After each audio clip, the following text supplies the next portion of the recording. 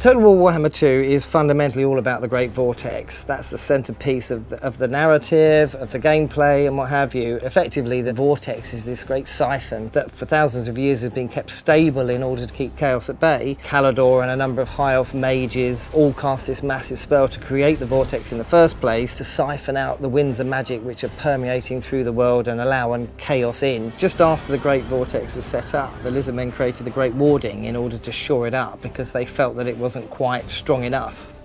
In the trailer you'll see that all the races fighting basically for information about the Vortex because they all want to influence it to their own ends so that they can use it to gain ultimate power and domination in the world.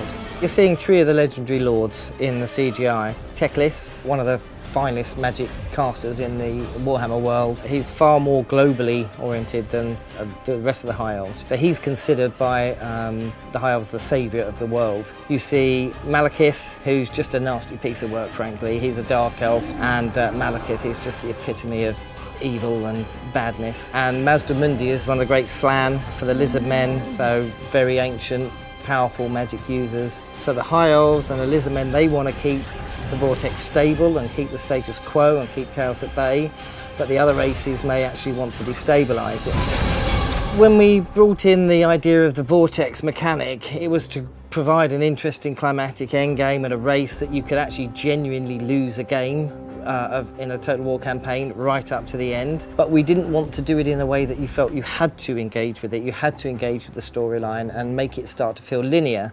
So you don't have to fight for the Vortex if you don't want.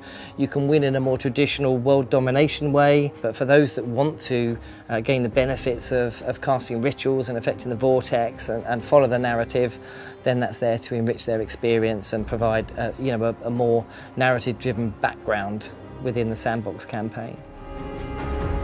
For Total War Warhammer we focused on the old world, but for Total War Warhammer 2 obviously that chunk of landmass to the west, which involves Ulthuan, Nagaroth, Lustria and the Southlands, we realised early on that we wanted to divvy up the world into 3 parts so that we could do all of the races eventually in enough detail that justifies the IP and a Total War game. By doing it in 3 stages we're really able to deliver what we'd always wanted to have but could not possibly have happened in just one game.